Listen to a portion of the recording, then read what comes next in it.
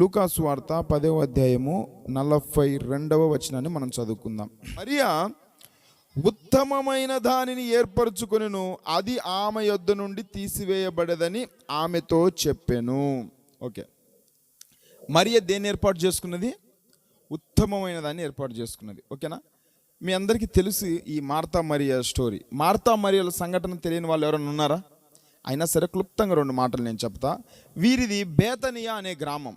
ఏ గ్రామం చెప్పండి? బేతనియా అనే ఆ గ్రామం లేదా ఆ పట్టణం. ఆ పట్టణంలో మార్తా మరియా వారికి మరొక సహోదరుడు ఉన్నాడు. అతని పేరు లాజరు. ఏం పేరు అతని పేరు? వారి సహోదరుని పేరు లాజరు. మీకు తెలుసు కదమ్మా, లాజరు చనిపోయి 4 రోజులు పాతి పెట్టబడిన కానీ మరలా యేసుక్రీస్తు ప్రభువారు నోటి మాట చేత అతన్ని బ్రతికించాడు ఆ లాజరు. ఓకేనా?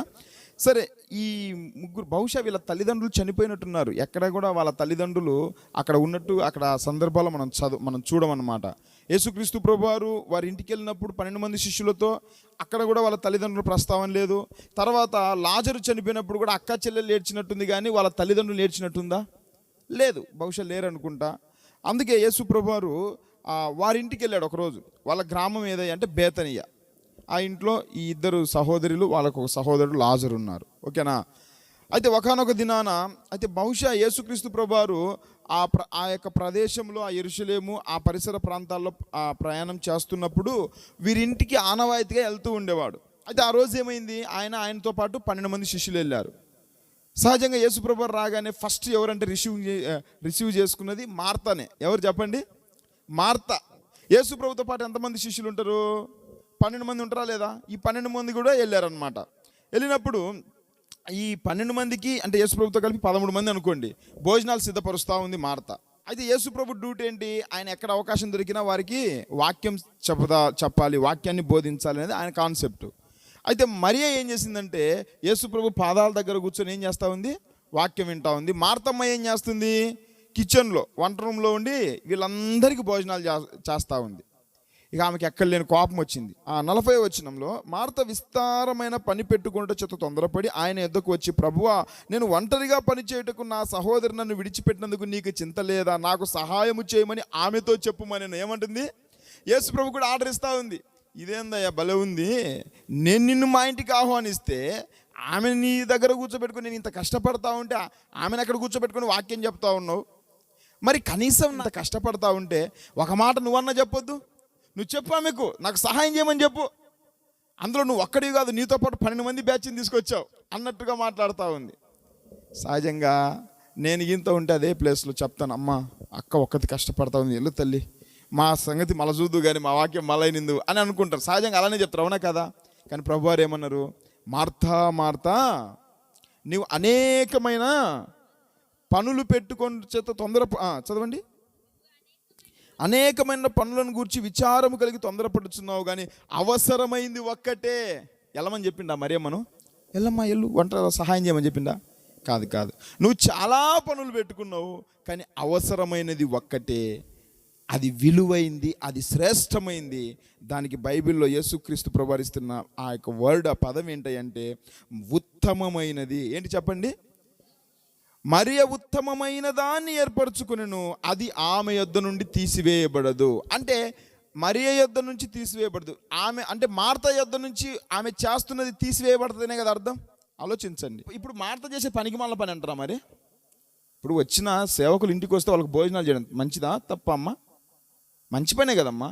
చెప్తారు కదండి మనలో వాక్యాలు కూడా, సేవకునికి గిన్నెడు చన్నీళ్ళు ఇచ్చినా కానీ పరలోక రాజ్యంలో దాని ప్రతిఫలం పోగొట్టుకోరని చెప్తారు. మరి గిన్నెడు చన్నీళ్ళకే ప్రతిఫలం పోగొట్టుకోరంటే ఇక్కడ చికెన్ బిర్యానీ చేసిందో ఏమో, మొత్తం మీద విస్తారమైన వంట పనులు చేస్తుంది 12-13 మందికి. మరి అది ఎందుకు? అది మంచిది కాదు. నేను అంటాను, అది మంచిదే, ఇది మంచిదే. సేవకుల కొరకు అలా అని చెప్పేసి మళ్ళీ మాకు అన్నం పెట్టకుండా మాకండి. ఈ అయ్యగారు ఇట్లా చెప్పాడు, ఇక నుంచి అయ్యగారికి ఈ రోజంతా 3 పూట్ల పస్తు పెట్టమాకండి. అది మంచిదే, ఇది మంచిదే. కానీ ఈ రెండిట్లో ఏది మంచిది, ఏది బెస్ట్ అంటే ఏది బెస్ట్ చెప్పండి? మరియ ఏర్పాటు చేసుకున్నది మంచిది. నేను ఒక మాట చెప్పమంటారా? మీరు నాకు అన్నం పెట్టకపోయినా పర్లేదు, 3 రోజులు ఉదయం నుంచి రాత్రి దాకా ఇడుండి వాక్యం వినండి, అసలు నేను అన్నమే తినను. నిజంగా ప్రియ దేవుని బిడ్డలారా, అసలు దేవుని వాక్యం నేను చెప్తా ఉంటే మీరు వింటా ఉంటే దీన్ని మించింది ఏదన్నా ఉందా? ఇప్పుడు మార్తమ్మ చేసేది తీసివేయబడుతుంది, కానీ దేవుని వాక్యం తీసివేయబడేదా? అది ఎప్పుడు తీసివేయబడదు. అది శ్రేష్టమైంది, అది ఆమెను నిత్య జీవానికి నడిపిస్తుంది. కాబట్టి ప్రియ దేవుని బిడ్డలారా, అప్పుడు చెప్తున్నాడు యేసుప్రభు ఈ మాట, మార్తా మార్తా, ఎందుకు నువ్వు అంత కంగారు పడతా ఉన్నావు? నువ్వేదో చెమటలు కక్కి మా కోసం ప్రయాసపడుతుంటే మేము నిన్ను మెచ్చుకొని, అబ్బా నువ్వు చాలా మంచిదని భలే చేస్తున్నావు అని అంటానని అనుకుంటున్నావా? కాదు కాదు, మరి అని చేసేదే శ్రేష్టమైంది. నువ్వు మంచి పని చేస్తున్నావు, కానీ నీకంటే మంచి పని ఏది చెప్పండి? ఇక్కడ దేవుని సన్నిధిలో కూర్చొని వాక్యాన్ని వినడం. అప్పుడు ఈ మాట చెప్తున్నాడు చూడండి, మరియ ఉత్తమమైన దానిని ఏర్పరచుకొని. అందరు చెప్పండి ఈ మాట ఏంటి? మరియా, పలకండమ్మ, మరియా ఉత్తమమైన దానిని ఏర్పరచుకొనేను. ఈరోజు మన వాక్య ధ్యానం అదే, ఉత్తమమైన దానిని ఏర్పరచుకొనిన మరియా. అందరు చెప్పండి ఏంటి? ఉత్తమమైన దానిని ఏర్పరచుకొనిన మరియా. ఏమిటి ఉత్తమం అంటే? ఉత్తమం అంటే ఏంటి? అది మంచిదే, ఇది మంచిదే, కానీ రెండిటిలో ఇది ఇంకా మంచిది అని అర్థం. ద బెస్ట్ అని రాయబడింది ఇంగ్లీష్లో, the best, the good part అని రాయబడింది. కాబట్టి ప్రియ దేవుని బిడ్డలారా, అన్నీ మంచియే. గమనించండి, ఇక్కడ మీటింగ్స్ జరుగుతున్నాయి. మా కొరకు కొంతమంది వంటలు చేశారు. ఒకవేళ అందరికీ భోజనం అంటే అందరికీ కొంతమంది భోజనాలు చేస్తారు. తర్వాత ఈ బాక్సులు కొంతమంది పిల్లలు పెట్టారు, అవునా కదా? తర్వాత ఈ పట్టాలు వేశారు కొంతమంది. ఇవన్నీ మంచి అంటారా కాదంటారా? నేను అంటాను అన్నీ మంచియే, కానీ అన్నిటికంటే ఏది మంచిది చెప్పండి? మీరు ఇక్కడ కూర్చొని వాక్యం విన్నారు చూడండి, ఇది మంచిది. ఎందుకో చెప్పమంటారా? ఇవన్నీ చేసి మీరు వాక్యం వినకుండా పోతే ఏమైనా ప్రయోజనమా? అంటే ఇవన్నీ కూడా జీరో అయిపోయినట్టే, అవునా కదా? ఫలితం ఎక్కడొస్తుంది? పట్టాలు వేసినంత మాత్రాన ఫలితం రాదు, లేదంటే బాక్సులు పెట్టినంత మాత్రాన ఫలితం రాదు, ఇలా సెల్ ఫోన్లు పెట్టి రికార్డింగ్ చేసినంత మాత్రాన ఫలితం రాదు, వంటలు చేసినంత మాత్రాన కూడా ఫలితం రాదు. వాక్యం విని వాక్యం హృదయాల్లో ఫలిస్తే అప్పుడు ఫలితం వస్తుంది, అవునా కాదండి? అందుకే అన్ని మంచియే, కానీ అన్నిటికంటే మంచిది, విలువైంది, శ్రేష్టమైంది ఏదయ్యా అంటే దేవుని వాక్యం వినడమే. ఉత్తమమైనది ఎక్కడ? దేవుని వాక్యం సెలవిస్తూ ఉన్నారు. కాబట్టి ప్రియ దేవుని బిడ్డలారా, ఉత్తమమైన దానిని ఏర్పరచుకొనిన మరియా. ఏమిటి ఉత్తమం? ఒక 2 సంగతులు చెప్పి నా వాక్యాన్ని ముగిస్తా.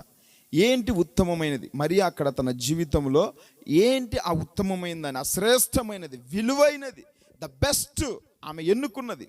ఈరోజు ఈ ఉత్తమమైనదాన్ని నువ్వు ఏర్పాటు చేసుకుంటావా? నీ జీవితం అంతటిలో కూడా మొదటిదిగా చదవండి, ఏమిటి ఉత్తమమైంది అంటే 39వ వచనం, లూకా సువార్త 10:39 చదవండి. ఆమెకు మరియా అను సహోదరి ఉండెను. ఈమె అంటే మరియా యేసు పాదముల యొద్ద కూర్చుండి. అమ్మ అందరు చెప్పండి అమ్మ, చాలండి. మరియా ఎక్కడ కూర్చొని ఉంది? ఉత్తమమైంది ఏంటో చెప్పమంటారా? యేసు పాదముల యొద్ద కూర్చుండుట. అందరు చెప్పండి ఏంటి? ఇది మొదటి మాట. ఉత్తమమైన దానిని ఏర్పాటు చేసుకునిన మరియా. ఏమిటి ఆ ఉత్తమమైందయ్యా అంటే యేసయ్య పాదాల దగ్గర కూర్చోడం. ఇంక దీన్ని మించిన ఉత్తమమైంది ఉందా అమ్మ? దీన్ని మించిన ధన్యత ఉందా? మీ గింత ఈరోజు యేసయ్య వచ్చి ఆయన పాదాల దగ్గర కూర్చుంటే ఇక అంతకు మించిన ధన్యత ఏముంది నాయన అంటారు. నిజంగా యేసయ్య వస్తే ఒక్కడు రాడు ఇక్కడికి, ఊరికి మాటలు చెప్తారు కానీ అందరు నమ్ముతారు. ఆ యేసయ్య వచ్చాడు మా దగ్గరికి అనుకుంటారా? అనుకోరుగా.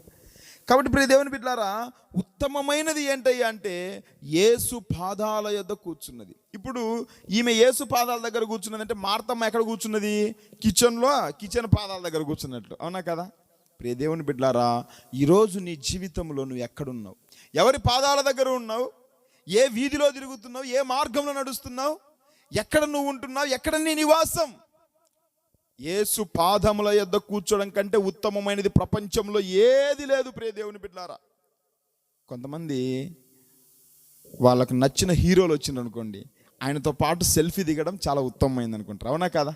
చాలామంది ఒక పొరపాటున ఒక హీరోతో కానీ ఒక రాజకీయ నాయకునితో సెల్ఫీ ఫోటో దిగారు అనుకోండి, ఏం చేస్తారు చెప్పండి?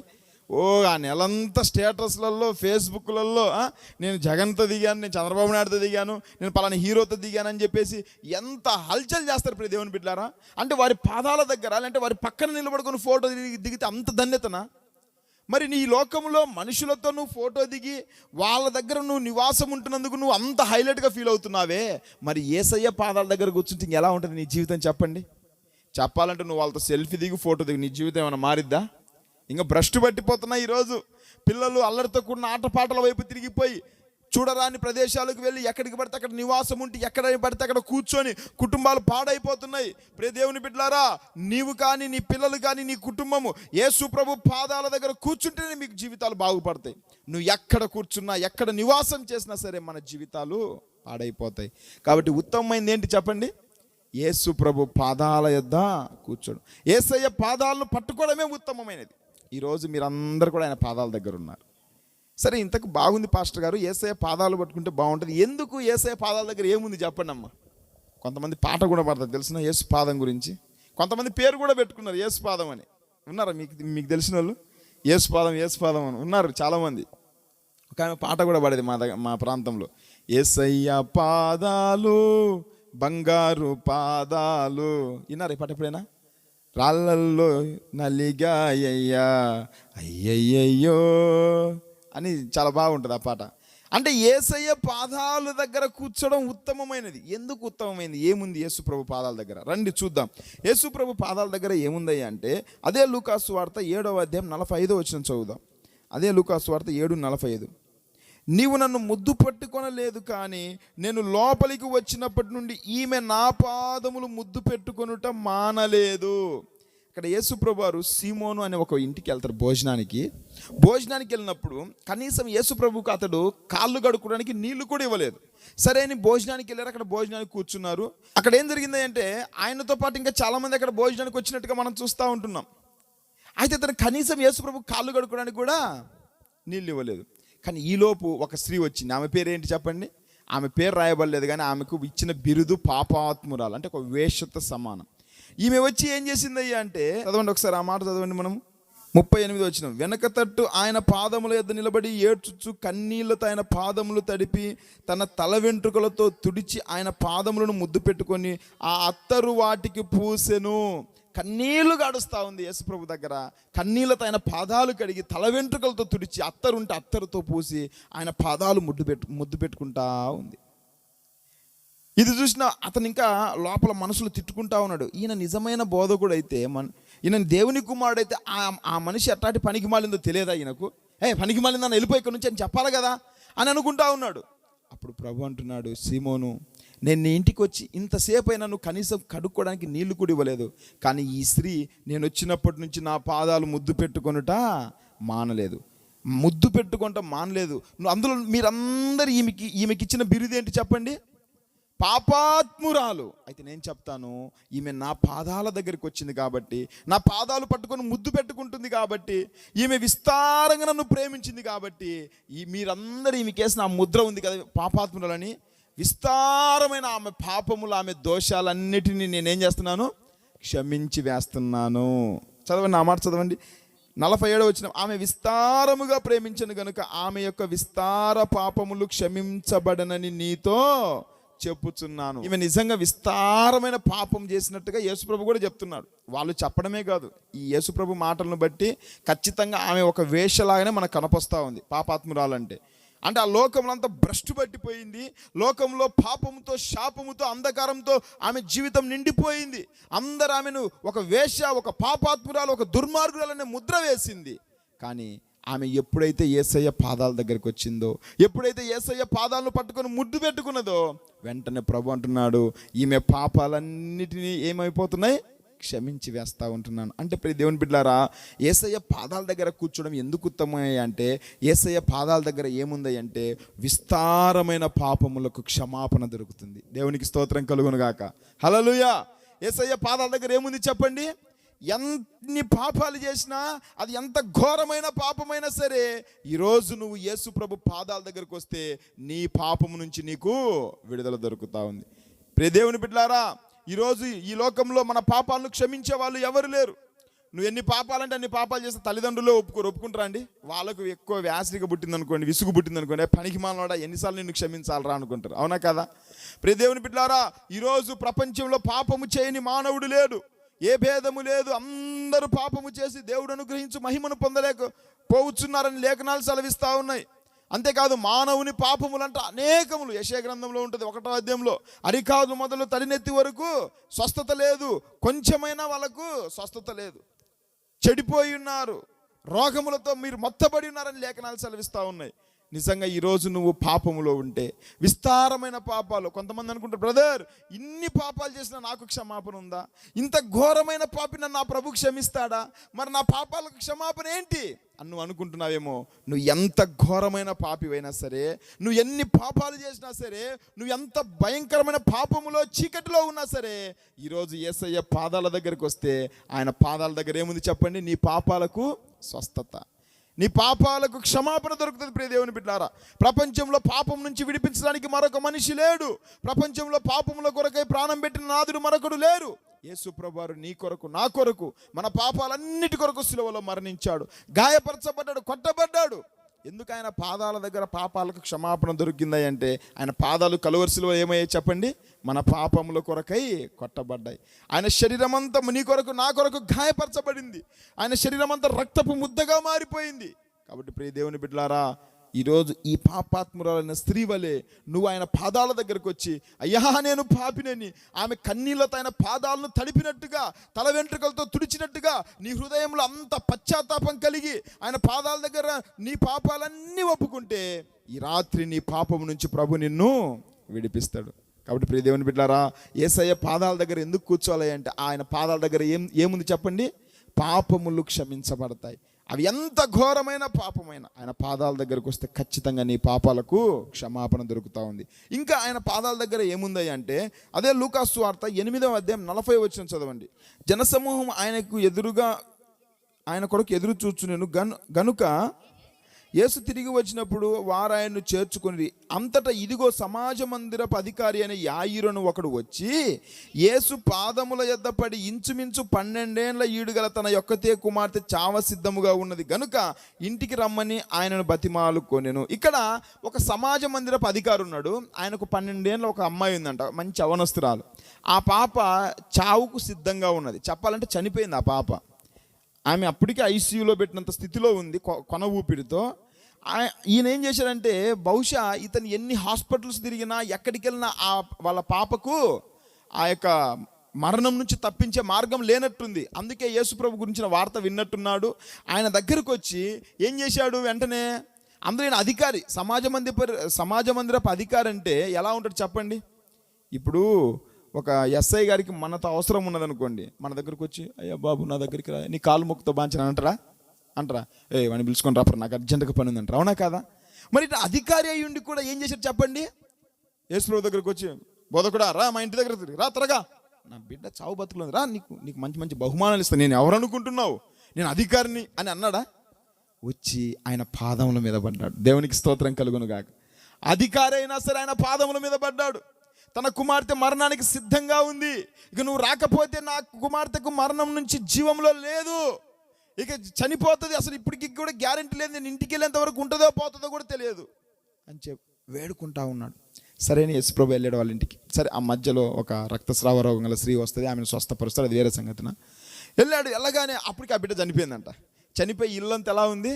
గొల్లు చేస్తూ ఉన్నారు, అందరు ఏడుస్తూ ఉన్నారు. అప్పటికి అంటున్నారు, బోధకుని మీరు బాధ పెట్టొద్దు అని, నీ కుమార్తె చనిపోయిందని చెప్పారు. ఇంకా ఎక్కువ ఏడుస్తున్నారు.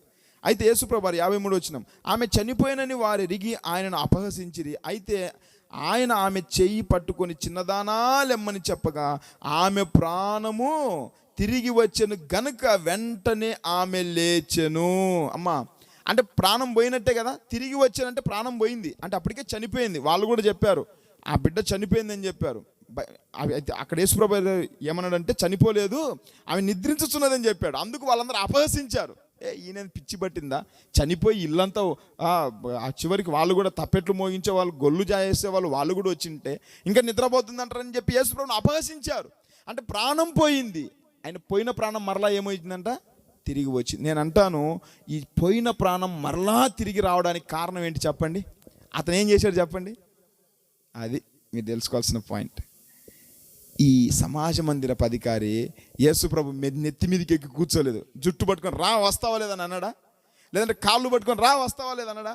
లేదంటే 10 మందిని పంపించి రా లాక్కొని రా యేసుప్రభు అన్నాడా? వెళ్ళాడు, ఆయన పాదాల మీద పడ్డాడు. ఎప్పుడైతే ఆయన పాదాల మీద పడ్డాడో తన బిడ్డకేమైంది చెప్పండి? పోయిన ప్రాణం మరలా తిరిగి వచ్చింది. అందుకే యేసయ్య పాదాల దగ్గర కూర్చోవడం ఏంటి చెప్పండి? ఉత్తమము. మరియ ఇప్పుడు ఉత్తమమైనది ఏర్పరచుకున్నదా? మార్త ఉత్తమమైనది ఏర్పాటు చేసుకున్నదా? మరియనే ఉత్తమమైన దాన్ని ఏర్పాటు చేసుకున్నది. ఏంటయ్యా అంటే యేసయ్య పాదాల దగ్గర కూర్చోవడం. ఎందుకు యేసుప్రభు పాదాల దగ్గర కూర్చోవాలంటే, యేసుప్రభు పాదాల దగ్గర కూర్చుంటే పోయిన ప్రాణము కూడా మరలా తిరిగి బ్రతుకుతుంది. ప్రియ దేవుని బిడ్డలారా, ఈరోజు నువ్వు చచ్చిన స్థితిలో ఉందా? నీ కుటుంబం ఇంకెవరు ఆదరించలేని పరిస్థితుల్లో నువ్వు ఉన్నావా? బ్రదర్, ఏంటి నాకు ఈ కష్టాలు, ఏంటి నాకు ఈ బాధలు, ఏంటి అప్పులు, ఈ యొక్క వ్యాధులు, ఈ రోగాల చేత నా కుటుంబం ఎందుకు ఇలా నశించిపోతుందని నువ్వు బాధపడతా ఉన్నావా? ఇక అయిపోయింది నా పని అనుకుంటున్నావా? కొంతమంది ఆత్మహత్యలు కూడా చేసుకుంటున్నారు. ఎందుకు చెప్పండి? జీవితాన్ని భరించలేక, సంసారాన్ని ఈదలేక. ఏంటి నాకు ఈ పరిస్థితి, ఇక అయిపోయింది మా పరిస్థితికి, ఎత్తండ్రా మమ్మల్ని, పాడగట్టనరా మాకు అన్నట్టుగా అని నువ్వు అనుకుంటున్నావా? అయితే ఈ రాత్రి యేసయ్య పాదాల దగ్గరకు వస్తే కోల్పోయిన నీ ప్రాణాన్ని మరలా బ్రతికిస్తాడు. కోల్పోయిన నీ స్థితిగతులు మరలా తీసుకొని వస్తాడు యేసుప్రభువారు. నీ పిల్లల జీవితాలు పాడైపోతున్నాయా? నీ పిల్లల భవిష్యత్తులు భ్రష్టు పట్టిపోతున్నాయా? ఈ రాత్రి వస్తావా ప్రభు పాదాల దగ్గరికి? ఆయన నీ జీవితాన్ని మారుస్తాడు. యేసుప్రభు పాదాల మీద పడు. ప్రభువా, నా ప్రాణం పోయిందయ్యా, నా కుటుంబం చచ్చిన స్థితిలో ఉందయ్యా, నా కుటుంబాన్ని నేను ఈదలేకపోతున్నానయ్యా, ఏం చేయాలో అర్థం కావటం లేదు ప్రభా, అందుకే నీ పాదాల దగ్గరకు వచ్చాను ప్రభా అని యేసయ్య పాదాలు పట్టుకొని రాత్రి కోల్పోయిన ప్రాణం మరలా తిరిగి ఆయన బ్రతికిస్తాడు.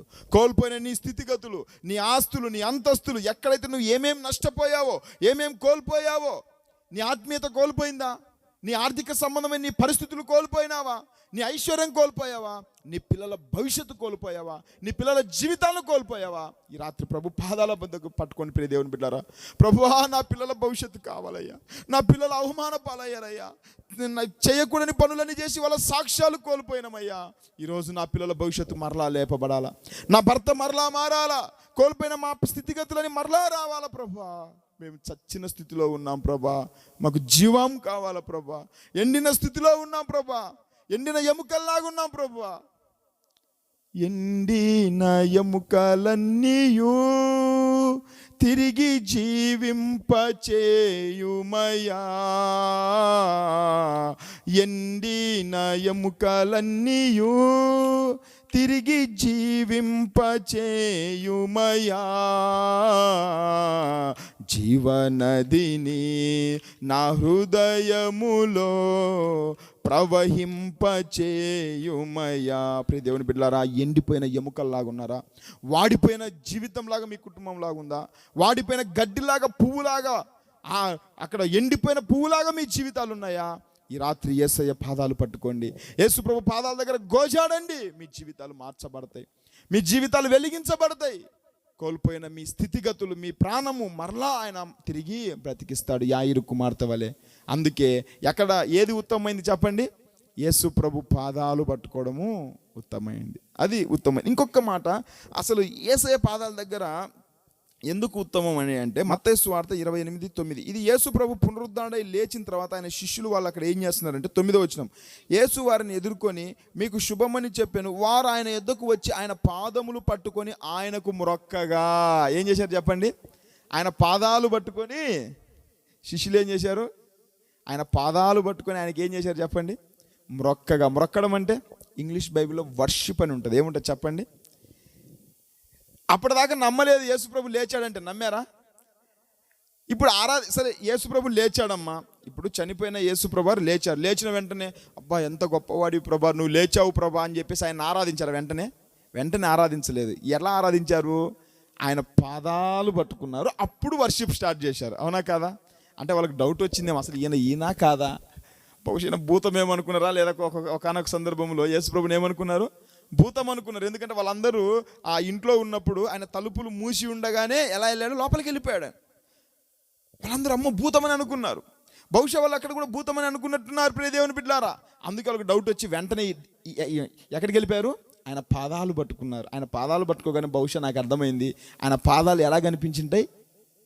సిలువలో కొట్టబడిన ఆ మేకులు రంధ్రాలు ఉండింటాయి లేదా? తోమాతో ఏం చెప్పాడు? నా చేతులు పట్టుకొని చూడు అని చెప్పాడా లేదా? ఇదిగో నా చేతుల్లో నా వేళ్ళు, నీ వేలు పెట్టి చూడమన్నాడు.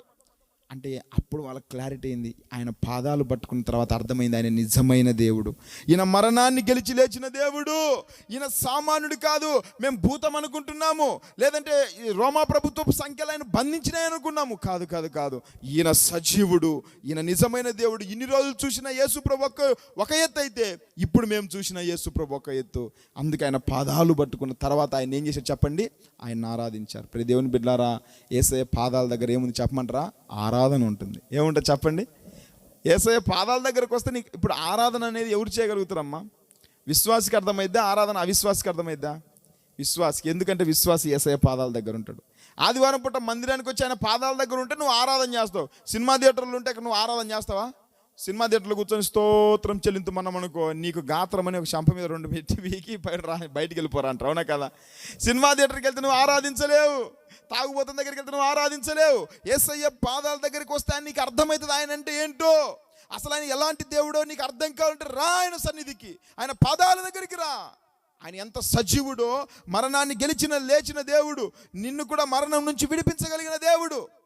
నువ్వు అనుకుంటున్నావు ఏదో ఆయన ఒక కులానికి చెందిన దేవుడు అనుకుంటున్నావు, ఒక దేశానికి ఒక ప్రాంతానికి చెందిన దేవుడు అనుకుంటున్నావేమో. అది తప్పు ప్రియ సహోదరుడా. ఆయన ఎలాంటి దేవుడో చెప్పమంటారా? ఈ మధ్య ఒకడు అన్నాడు, ఒకడు మతోన్మాది ఒకడు, 3 మేకులు బిక్కులేడు ఆయనేం దేవుడు రా అన్నాడు. అనడా లేదా? కాషాయ వస్త్రాలు తీసుకుని రాధా మనోహర్ దాస్ అని ఒక వ్యక్తి, యూట్యూబ్లో చూసారా మీరు? వాడికి నోటి దూలు ఎక్కువలేండి. 3 మేకులు బిక్కోలేనాడు ఆయనేం దేవుడు రా అన్నాడు. ఈయన ఏం దేవుడు? బట్టలు లేకుండా ఏమి లేకుండా శిలువ వేసి 3 మేకుల మధ్య అయ్యో అయ్యో అని విలవిలాడు చచ్చిపోయాడు. ఈయన అట్లా దేవుడు అవుతారు అన్నాడు. మన వాళ్ళు దానికి రెచ్చిపోయారు. ఈడేంద్ర అట్లా అంటాడు ఇట్లా అంటాడు యేసుప్రభు అని. మన వాళ్ళు కోపం వస్తుంది రాదా? ఇప్పుడు నేను చెప్తుంటే మీకు కూడా కోపం వచ్చింది, అవునా కదా? నేను అన్నాను మీరు ఎందుకు కోపడతారో, వాడు చెప్పింది నిజమే రా అని చెప్పా. ఏమని చెప్పాను? వాడు చెప్పింది నిజమే, ఎందుకు మనం బాధపడాలా? ఎందుకు చెప్పమంటారా? 3 మేకులు పీక్కులేనోడు ఏం దేవుడు? 3 మేకులు పీక్కుంటే ఆయన దేవుడు అవుతాడా? మీరు చెప్పండి. సరే 3 మేకులు ఇలానే ఉన్నాడు, ఇలా ఒక్కసారిగా బయటకు వచ్చేసాడు అనుకోండి, ఆయన దేవుడు అయిపోతాడా? పిచ్చోడా, వాడు చెప్పింది ఎందుకు నిజమో చెప్పమంటారా? 3 మేకులు పీక్కున్నంత మాత్రం మనిషి కూడా పీక్కోగలడు, 3 మేకులు పీక్కోలేడు. అమ్మ ఇప్పుడు నన్ను ఇలా కట్టేస్తే ఏదో విధంగా పోరాడో మా బంధువుల సహాయంతో వాళ్ళ సహాయంతో ఏదో విధంగా బయటికి రాగలను, అవునా కదా? 3 మేకులు పీక్కున్నాడు కాదురా దేవుడు. ఆ 3 మేకుల మధ్య చనిపోయిన వాడై ఉండాలా, ఆ చనిపోయిన ఆయన శిలువ మించి దింపబడిన వాడై ఉండాలా, దింపిన ఆయన సమాధిలోనికి వెళ్ళిన వాడై ఉండాలా, సమాధిలోనికి వెళ్ళిన ఆయన ఎన్ని రోజులు ఉండాలా? 3 రోజులు ఉన్న తర్వాత బయటకు వచ్చిన వాడే నిజమైన దేవుడు. దేవునికి స్తోత్రం కలుగును గాక. ఇప్పుడు ఏది గొప్ప సంగతి చెప్పండి? 3 మేకులను మించి పీక్కొని బయటికి రావడం గొప్ప సంగత? 3 దినాలు భూగర్భంలో ఉండి భూమిని బద్దలు కొట్టుకొని మరణాన్ని జయించడం గొప్ప సంగత? ఇప్పుడు చెప్పండి, వాడు చెప్పింది కరెక్టే కదా? 3 మేకులు పీక్కుని నిజంగా దేవుడు కాదు, 3 దినాలు సమాధిలో ఉండి సమాధిని బద్దలు కొట్టిన వాడు దేవుడు అవుతాడు. అదిరా దేవుని గొప్ప శక్తి, అది యేసుప్రభు గొప్ప శక్తి. ఇది నీకు అర్థం కావాలంటే నువ్వు ఎక్కడో కూర్చుంటే నీకు అర్థం కాదు, నువ్వు ఎక్కడో ఉంటే ఇంట్లో కూర్చుంటే నీకు అర్థం కాదు. శిష్యులకు ఎప్పుడు అర్థమైంది ఆయన శక్తి చెప్పండి? ఆయన పాదాలు పట్టుకున్నాక అర్థమైంది. అప్పుడు ఆయనకు ఆరాధన చేశారు. అప్పుడు నువ్వు ఆరాధించగలవు. యేసుప్రభు వారు ఒక దేశానికి, ఒక కులానికి, మతానికి చెందిన దేవుడు కాదు, సజీవుడు, మనందరి కొరకు ప్రాణం పెట్టినవాడు, మరణాన్ని జయించినవాడు. ఆయన శక్తి నీకు అర్థం కావాలంటే నువ్వు ఆయన పాదాల దగ్గరికి రా. అప్పుడు నువ్వు అర్థమైతే ఆయన పాదాల దగ్గర అప్పుడు నువ్వు ఆయన ఆరాధన చేస్తావు. అప్పుడు ఆయన శక్తి నీకేంటో పూర్తిగా అర్థమైతే అప్పుడు నువ్వు ఆయన ఆరాధనకు అర్హుడని చెప్పేసి అప్పుడు నువ్వు ఆరాధించగలవు.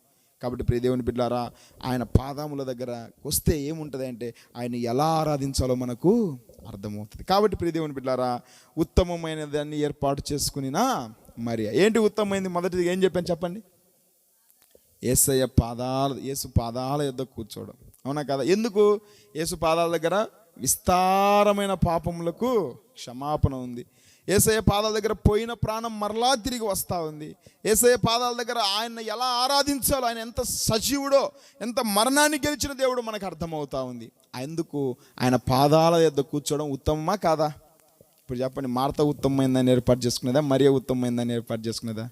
మరియ ఉత్తమమైందని ఏర్పాటు చేసుకుని. ఈరోజు మీరు దేన్ని ఏర్పాటు చేసుకుంటారు? మీరు మరియమ్మలా మార్తమ్మలా? ఈరోజు సంఘాల్లో మార్తమ్మలు ఎక్కువైపోతున్నారు. ఆ పని చేస్తారు, ఈ పని చేస్తారు, వాక్యం పొరపాటినటంలే, యేసయ్య పాదాల దగ్గర కూర్చోటంలే. సరే ఇదంతా బాగుంది, కానీ మరి ఆయన పాదాల దగ్గరికి రావడం అంటే ఏంటి? ఆయన పాదాల దగ్గరికి రావడం అంటే ఏం లే, మోకరించి ప్రార్థన చేయండి, ఆయన పాదాలు అక్కడే దొరుకుతాయి, అవునా కదా? అమ్మ కొండ ఎక్కుతూ ఉన్నాడు దేవుడు, కొంతమంది అంటున్నారు గంగినేని పోతారు ఈ మధ్య కొంతమంది, లేదంటే గుణదల. ఎందుకు పోతున్నారా అంటే దేవుని కాడికి. గుణదలలో ఉన్నాడు దేవుడు? అరే బాబు, ఎక్కడో కొండల్లో లేడు, లేకుంటే ఎక్కడ గుట్టలలో లేడు దేవుడు. నువ్వు ఎక్కడికో వెళ్ళాల్సిన పని లేదు. ఈ దేవుడు ఈయన పాదాలు దొరకాలంటే నువ్వు పైకి ఎక్కాల్సిన పని లేదు. యేసయ్య పాదాలు నీకు ఎక్కడ దొరుకుతాయంటే నువ్వు ఉన్న చోట మోకరించి నువ్వు ప్రార్థించగలిగితే నీ ప్రార్థన జీవితం ద్వారానే నువ్వు ఆయన పాదాలు పట్టుకోగలవు. అది ప్రియ దేవుని బిడ్డలారా, అది మొదటిదిగా. చెప్పండి అమ్మ, ఉత్తమమైనది ఏంటి చెప్పండి? యేసు ప్రభు పాదాల యొద్ద కూర్చోవడమే ఉత్తమమైనది. దీన్ని మించింది ప్రపంచంలో ఏది లేదు ప్రియ దేవుని బిడ్డలారా. రెండో మాట చెప్పి నేను నా వాక్యాన్ని ముగిస్తా. అదే లూకాసు వార్త 10:39 మరలా అక్కడ చదవని కంటిన్యూ చేయండి. ఈమె యేసు పాదముల యొద్ద కూర్చుండి ఆయన బోధ వినుచుండెను. దేవునికి స్తోత్రం కలుగును గాక. రెండో మాట ఏంటి చెప్పండి? ఆమె ఏం చేస్తుంది? ఒకటేమో యేసయ్య పాదాల దగ్గర కూర్చున్నది, రెండోదిగా ఉత్తమమైంది ఏంటయ్యా అంటే యేసయ్య బోధను వింటా ఉంది. అర్థమైందా? యేసు పాదాల యొద్ద కూర్చోవడం మొదటి ఉత్తమమైంది అయితే, రెండోది యేసు బోధ వినడం రెండో ఉత్తమమైన పని. ఈ రెండు చేయండి చాలు, మీ జీవితాలు మార్చబడతాయి. ఈ రెండిటికంటే ప్రపంచంలో బెస్ట్ ఏది లేదు ప్రియ దేవుని బిడ్డలారా. నువ్వు ఎంత నాయకుని దగ్గరికి వెళ్ళి వాళ్ళ పాదాల దగ్గర కూర్చున్నా ఉపయోగం లేదు, ఎంత పెద్ద భవనంలోకి వెళ్ళిపోయినా నీకు ఉపయోగం లేదు. ఉత్తమమైంది ఏంటయ్యా అంటే యేసు ప్రభు బోధ వినడం, యేసు ప్రభు చెబుతున్న మాటలు వినడం, దేవుని వాక్యాన్ని వినడం, దేవుని వాక్యాన్ని అంగీకరించడం. దీన్ని మించిన ఉత్తమమైన the best option there is know anything in the world. ప్రపంచంలో ఏది లేదు దీనికంటే ఉత్తమమైనది. ఇప్పుడు చెప్పండి, మీరందరూ ఏం వింటున్నారు? యేసయ్య బోధ వింటున్నారా, సినిమాల బోధ వింటున్నారా? మేము చెప్పేది యేసు ప్రభు బోధనే కదమ్మా, వాక్యమే కదా. అంటే మీరు ఉత్తమమైందని ఏర్పాటు చేసుకున్నట్టు. అరుణ మిస్ అయిపోయింది ఇప్పుడు దాకా, ఉత్తమమైందని కాదు, మార్తలాగా లోపలికి వెళ్ళిపోయింది అంట నేను. అవునా కాదా? రేపటి నుంచి మరియమ్మలాగా మార్చబడును కాక. దేవునికి స్తోత్రం. ఆమె అనుకుంటుంది నేను లోపల నుంచి కూడా వింటున్నానులే అన్నాయని ఈ వాక్యం అనుకుంటుంది. కొంతమంది తెలివిగా రెండు కవర్ చేస్తారనమాట. మేము వంట చేస్తూనే ఉన్నాం పాస్టర్ గారు, నీ వాక్యం వింటూనే ఉన్నాం పాస్టర్ గారు అంటారు. Okay, very good. ఏదేమైనా ప్రియ దేవుని బిడ్డలారా, యేసు ప్రభు బోధ వినుచున్న మీరందరూ ఉత్తమమైన దాన్ని ఏర్పాటు చేసుకున్నారు. దేవుని వాక్యాన్ని చదివి దీన్ని వినడం కంటే ఉత్తమమైనది ఏది లేదు. దీన్ని అంగీకరించిన వాడే ఉత్తమమైన వాడు. ప్రపంచములో నేటికి తరగనిది, మారనిది, మారిపోలేనిది, మాసిపోనిది ఏదైనా ఉందంటే దేవుని వాక్యం. ప్రియ దేవుని బిడ్డలారా, యేసు ప్రభు బోధ ప్రపంచాన్ని వెలిగిస్తూ ఉంది. 2000 సంవత్సరాల కిందట ఆయన చెప్పిన మాటలు నేడు ప్రపంచానికి ఉపయోగకరంగా ఉన్నాయి. ఈరోజు మన దేశానికి, భారతదేశానికి స్వాతంత్రం వచ్చిందంటే కారణం ఏంటి? ముఖ్యంగా మహాత్మా గాంధీ గారిని చూపిస్తారు. ఆయన బోధ ఎక్కడి నుంచి నేర్చుకున్నాడు ఎక్కువ చెప్పండి? ఒక చంప కొడితే మరొక చంప చూపించమన్నాడు. ఎక్కడుంది ఈ మాట? కొండ మీద ప్రసంగంలో యేసు ప్రభు వారు చెప్పారు. అవునా కదా? ఆయన బోధ శాంతి ద్వారానే. హింస వద్దు, అహింస కావాలండి. ఎక్కడ నేర్చుకోండి ఇదంతా? యేసు ప్రభు కొండ మీద ప్రసంగంలో.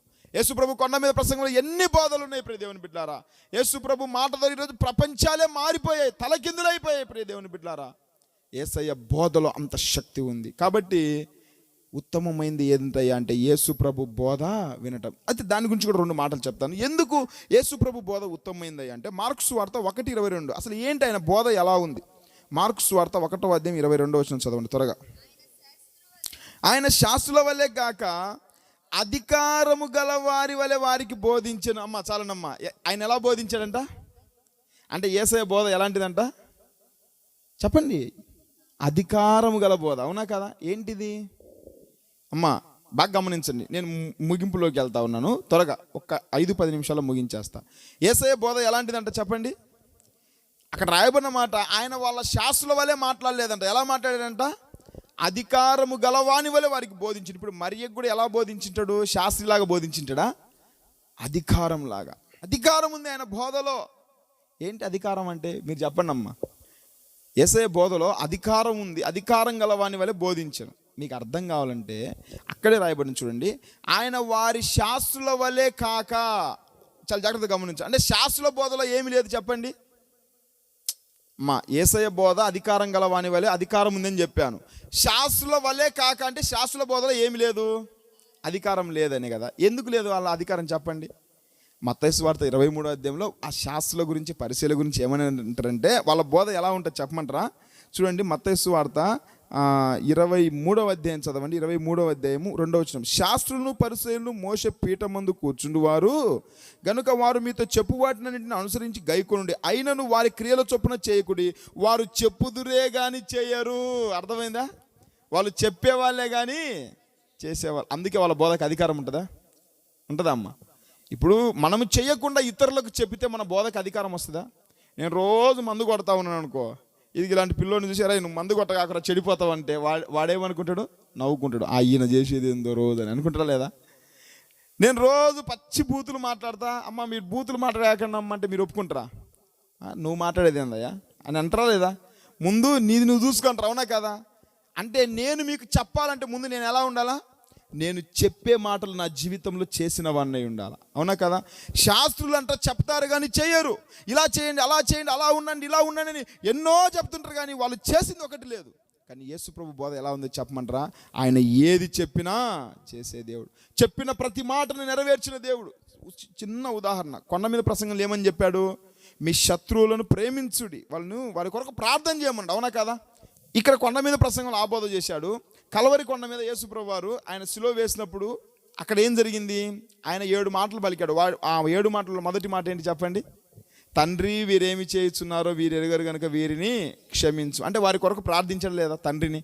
అయ్యా వీరిని క్షమించన్నాడు. నేను అంటాను, ఆ కొండ మీద చెప్పిన ఆ ప్రసంగం, ఆ బోధ, ఆ మాటలు ఈ కల్వరి కొండ మీద ఆయన నెరవేర్చి చూపించాడు. దేవునికి స్తోత్రం కలుగును గాక. ఉదాహరణకు అదే సిలువలో కొండ మీద, కల్వరి కొండ మీద యేసు ప్రభు వారికి కోపం వచ్చి, తండ్రి వీళ్ళేంటో నన్ను ఇలా హింసిస్తున్నారు, ఒక్కసారి నీ అగ్ని దిగొచ్చి వీళ్ళందరినీ దహించు ప్రభు అని ఆయన ప్రార్థించింది అనుకోండి. ఒకవేళ ఆయన బోధ విన్న వాళ్ళు అక్కడ ఉన్నారనుకోండి, వాళ్ళు ఏమనుకుంటారు? ఒరైనంటే అబద్ధికుడు కదరా, ఆడ మాత్రం పెద్ద ఏదో నీతిమంతునిలాగా, లేదంటే ఎంత శాంతపరంలాగా ప్రేమించండి ప్రేమించండి అని చెప్పాడు, ఇక్కడ మాత్రం అందరిని ద్వేషిస్తూ ఉన్నాడు. మరి అక్కడనేమో శత్రువుని ప్రేమించమన్నాడు, ఇక్కడ వీళ్ళు శత్రువులే కదా అని అనుకుంటారా లేదా? ఆ అవకాశం లేదు. అందుకే ప్రియ దేవుని బిడ్డలారా, ఎందుకంటే ఆయన చెప్పినా చేసే దేవుడు. ఏది చెప్తాడు అది చేస్తాడు. ప్రార్థించమని చెప్పిన శిష్యులకు వారికంటే ఎక్కువగా ప్రార్థించాడు. క్షమించమని చెప్పిన శిష్యులకు వారికంటే ఎక్కువగా క్షమించాడు. ప్రేమించమని ఈ లోకానికి చెప్పిన ఆయన మనందరికంటే ఎక్కువగా ప్రేమించాడు. ఎలా ప్రేమించాడంటే ప్రాణం పోయేంతగా ప్రేమించాడు. అందుకే ఆయన మాటలకు విలువ ఉంది. అందుకే ఇక్కడ రాయబడిన మాట మార్కు సువార్తలు ఏంటంటే, వారి శాస్త్రుల వలే కాక, శాస్త్రులు చెప్తారు కానీ చెయ్యరు, వాళ్ళ బోధల అధికారం లేదు. యేసు ప్రభు మాటలో అధికారం ఉంది, యేసు ప్రభు మాటలో జీవం ఉంది. ఎందుకంటే ఆయన అధికారము గలవాని వలే మాట్లాడతాడు. కాబట్టి యేసయ్య మాటలు వినడం ఎందుకు శ్రేష్టమైంది అంటే, ఆయన మాటలో ఏముంది చెప్పండి? అధికారం ఉంది. అందుకే ఆయన పాదాల దగ్గర కూర్చోాలి. నువ్వు ఈ లోకంలో మనుషుల పాదాల దగ్గర కూర్చున్నావు అనుకో, వాళ్ళ మాటలు విన్నా సరే నీకు ప్రయోజనం ఉండదు. ఎందుకు? ముందు అలా చేయొద్దు, అంతేనా కాదమ్మా? ఈరోజు రాజకీయ నాయకులకు ఎందుకు విలువ ఉండటం లేదు తెలిసినా? ఎలక్షన్లకు ముందు ఒక మాట, ఎలక్షన్లు అయిపోయినాక మరొక మాట. అప్పుడు చెప్పే బోధ ఒకటి, అయిపోయిన తర్వాత చెప్పే బోధ ఒకటి. ప్రియ దేవుని బిడ్డలారా, ఈ లోకంలో నువ్వు ఏ మూలకు పోయినా, ఏ దిక్కుకు పోయినా, ఏ దిశకు పోయినా అధికారముతో కూడిన దేవుని మాటలు నీకు దొరకవు. అది రావాలంటే దేవుని వాక్యంలో ఉంది. దేవుని వాక్యం, యేసుప్రభు మాట, యేసుప్రభు బోధ విను. ఈ బోధ వింటే నీ మాటలకు కూడా ఏమొస్తుంది చెప్పండి? అధికారం వస్తుంది. ఈరోజు మన మాటలు కూడా అధికారం గల మాటలు ఉండాలంటే, మన మాటలు కూడా ఇతరులను వెలిగించాలంటే, మన మాటలు అనేకులకు మార్గం చూపించాలంటే నువ్వు ముందు ఈ మాటలు విను. యేసుప్రభు పాదాల దగ్గరికి రా. అప్పుడు నీకు కూడా ఇలాంటి మాట, జీవంతో కూడిన మాటలు వస్తాయి. ఇంకొక మాట చదువుదాం. ఆయన బోధ వినడం ఎందుకు శ్రేష్టమై అంటే, అదే మార్కు సువార్త 6వ అధ్యాయం 34వ వచనం. గనుక యేసు వచ్చి ఆ గొప్ప జనసమూహమును చూచి, వారు కాపరి లేని గొర్రెల వలె ఉన్నందున వారి మీద కనికరపడి వారికి అనేక సంగతులను బోధింపసాగాను. మనందరికీ తెలుసు, యేసుప్రభు 5 రొట్టెలు 2 చేపలు ఎంతమందికి పంచాడండి?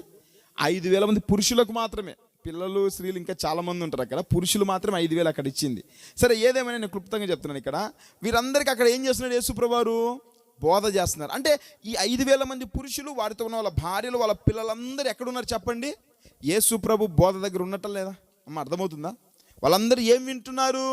యేసయ్య బోధలు వింటున్నారు. సరే, చివరికి యేసుప్రభు బోధ అయిపోయిన తర్వాత వాళ్ళందరూ ఆకలితో ఇంటికి వెళ్ళడం ఆయనకి ఇష్టం లేక అందరినీ కూర్చోబెట్టమని చెప్పేసి వాళ్ళ దగ్గర ఉన్న 5 రొట్టెలు 2 చేపలను 5,000 మందికి పెట్టారు. 5,000 మంది తిన్న తర్వాత వాళ్ళు ఎలా మార్చబడ్డారు చెప్పమంటారా? చదవండి ఒకసారి ఆ మాటలు. 42వ వచనం. వారందరూ తిని తృప్తి పొందిన తరువాత వాళ్ళు ఏం పొందారంట చెప్పండి? వాళ్ళందరూ తిని తృప్తి. అమ్మ, వాళ్ళకి ఏం దొరికిందంట? తృప్తి. అదంతా ఎక్స్ప్లెయిన్ చేయడానికి సమయం లేదు, క్లుప్తంగా చెప్తున్నాను. వాళ్ళు అంతకుముందు ఏం విన్నారు, ఎక్కడున్నారు చెప్పండి? యేసయ్య బోధన వినుచున్నారు. యేసయ్య బోధన విన్న తర్వాత వాళ్ళు ఎలా మార్చబడ్డారు చెప్పండి? తృప్తి.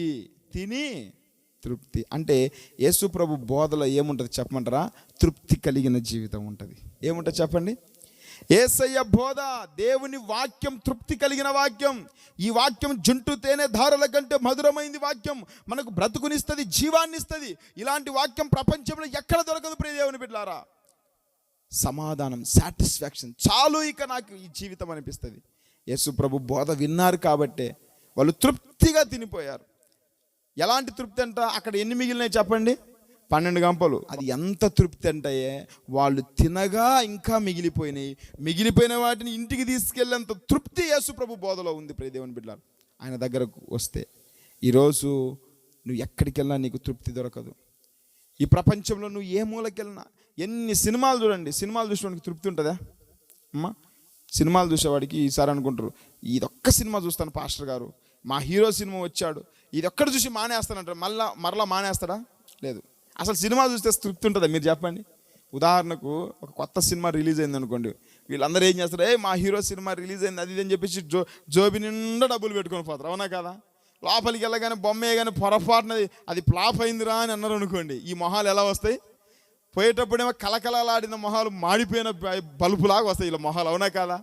ప్రియ దేవుని బిడ్డలారా, సినిమాలో తృప్తి లేదు, పాపంలో తృప్తి లేదు. వ్యభిచారం చేసేవాడు ఎంత పాపం చేయి, తృప్తి దొరకదు. అమ్మ దొరికిద్దా?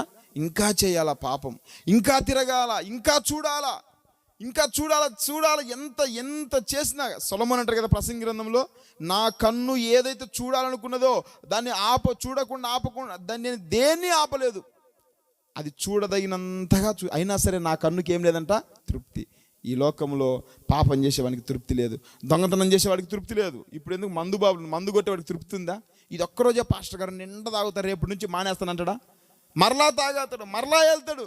అంటే ఈ లోకంలో మందు కొట్టేవాడికి తృప్తి లేదు, పాపం చేసే వ్యభిచారం చేసేవాడికి తృప్తి లేదు, సినిమాలు చూసేవాడికి తృప్తి లేదు. ఎన్ని చూసినా ఇంకా చూడాలి, ఇంకా వెళ్ళాలి, ఇంకా నడవాలి.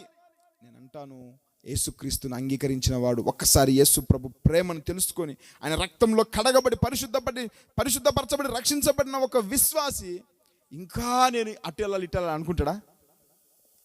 అమ్మ చెప్పండి అమ్మ, అప్పుడేమనుకుంటాం? ఇక చాలు నాకు ఈ జీవితం. ఎప్పుడు వస్తుంది ఈ మాట?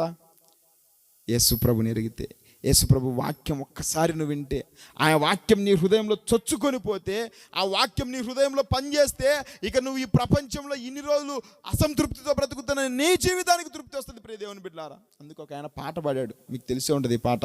సంతోషం ఎక్కడ ఉందని, సమాధానం ఎచ్చట నాకు దొరికేనని, జగమంతా వెతికాను, జనులందరినడిగాను, చివరికది నీలోనే కనుగొన్నాను, చివరికది యేసులోనే కనుగొన్నాను.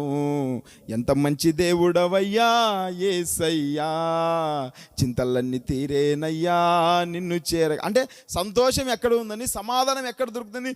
జగమంతా, జనులందరిని అడిగాడంట, జగమంతా తిరిగాడంట. ఎక్కడికి వెళ్ళి ఉందా సంతోషం, సమాధానం, సంతృప్తి? చివరికి అది యేసు ప్రభులోనే కనుగొన్నాడు. ఒకసారి యేసు ప్రభులోనికి వచ్చిన వ్యక్తి ఇక మరలా అటెళ్ళి చూద్దాం, ఇటెళ్ళి చూద్దాం, అక్కడికి వెళ్ళి ట్రై చేద్దామని అనుకోడు. ఇక చాలు జీవితం, సత్యం, సర్వసత్యంలోనికి వచ్చాము. అవునా కదమ్మా? చాలామంది ఉన్నారు అన్ని గ్రంథాలు చదివి చివరికి బైబిల్ చదివిన తర్వాత ఇది సత్యం అని తెలుసుకున్న వాళ్ళు లేరా? ఇక చాలు, ఇక్కడ ఆగిపోతారు. ఎందుకంటే ఈ వాక్యంలో ఏముంది చెప్పండి? తృప్తి ఉంది. ఈరోజు నీ జీవితం తృప్తి లేకుండా బ్రతుకుతున్నావా? సమాధానం, సాటిస్ఫాక్షన్ లేక కొట్టాడుతున్నావా? నెమ్మది లేకుండా అసమాధానంతో ఉన్నావా?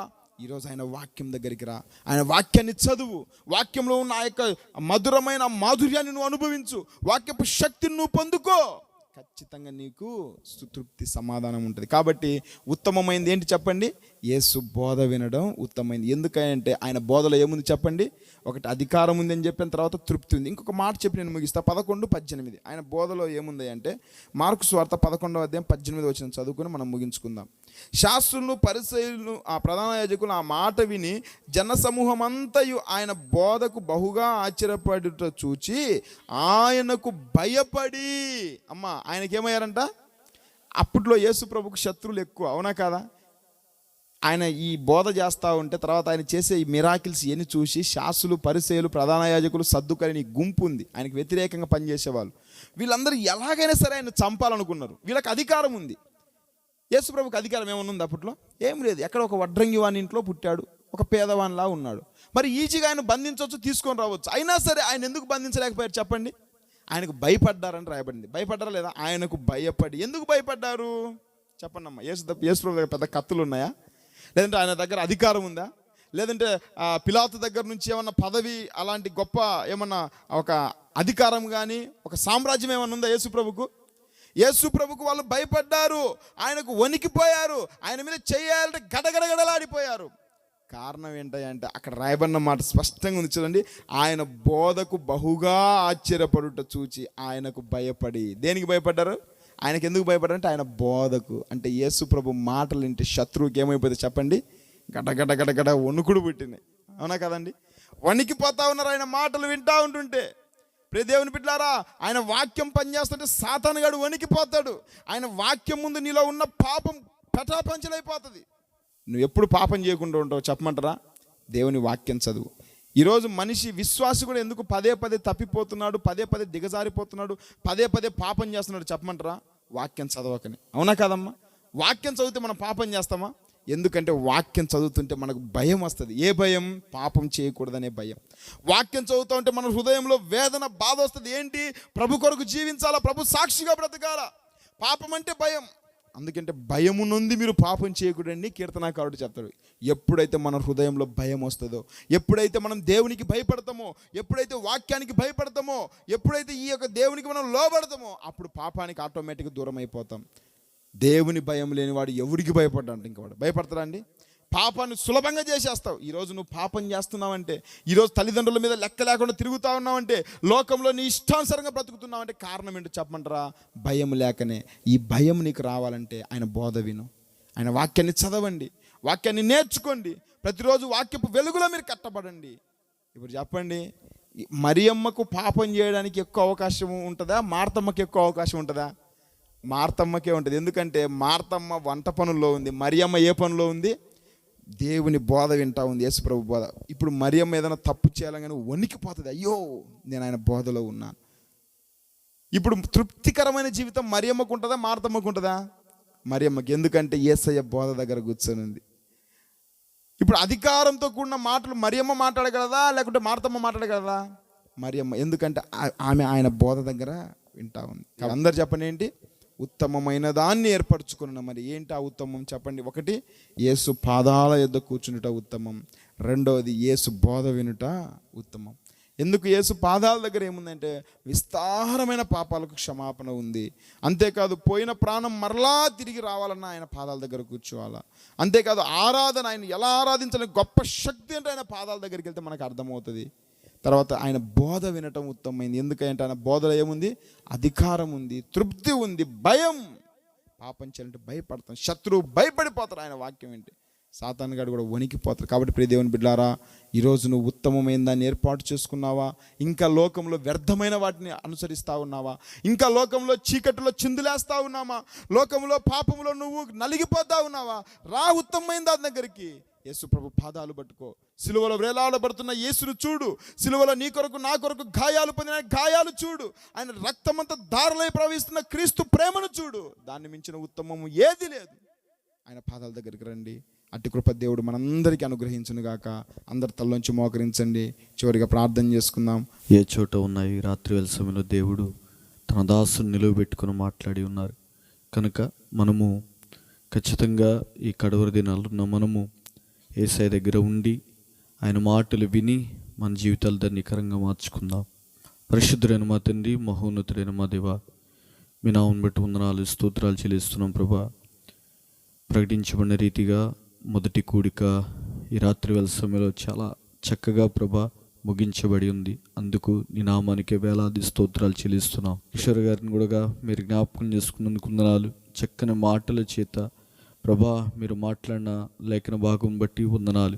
ఈ లోకంలో చాలా ఉన్నాయి, చాలా ప్లేస్లు ఉన్నాయి, కానీ ఉత్తమమైంది నీ పాదాల దగ్గర కూర్చోవటం. నీ పాదాల దగ్గర కూర్చుంటే మా జీవితాలు ధన్యకరంగా మార్చబడతాయి. నీ పాదాల దగ్గర కూర్చొని నీ వాక్యం వింటుంటే ప్రభా ఖచ్చితంగా మాలో ఉన్నటువంటి ప్రతి బలహీనతలన్నీ కూడా తొలగిపోతాయి. అంతేకాదు ప్రభా, ఇంకా మేము నీలో ఎదగగలం. నీ బోధ వెనుక చాలామంది ప్రభా వారి యొక్క సమయాన్ని దుర్వినియోగం చేసుకుంటూ రకరకాల వాటికి ఉపయోగించుకుంటూ లేనిపోని శోధన శ్రమలు తెచ్చుకుంటూ ఉన్నారు. జ్ఞాపకం చేసుకోండి. ఎవరు నశించడం నీ చిత్తం కాదు గనుక అయా ఈరోజు ఈ కూడికలో మొదటి కూడికలోనే అద్భుతమైన మాటలు ప్రభా ఈ మైక్ యంత్రం ద్వారాగా మీరు వినిపించారు. ఎంతమంది అయితే ఈ వాక్యాన్ని విన్నారు వారిని దీవించండి, వారి కుటుంబాలను మీరు దీవించమని అయా రేపు రాత్రి జరగబోతున్న కూడికి కూడా మీ చేతులుగా అప్పిస్తున్నాం ప్రభు. వచ్చిన బిడ్డలందరినీ పేరు పేరుని దీవించమని యేసయ్య ఉన్నతమైన నామములో అడిగి వేడుకొనుచున్నాము తండ్రి, ఆమేన్. తండ్రి అయిన దేవుని ప్రేమయు కుమారుడైన యేసుక్రీస్తు వారి కృపయు పరిశుద్ధాత్మ సహవాసం సన్నిధి కాపుదల సదాకాలం మనందరికీ తోడై ఉండును గాక. ఆమేన్, ఆమేన్, ఆమేన్.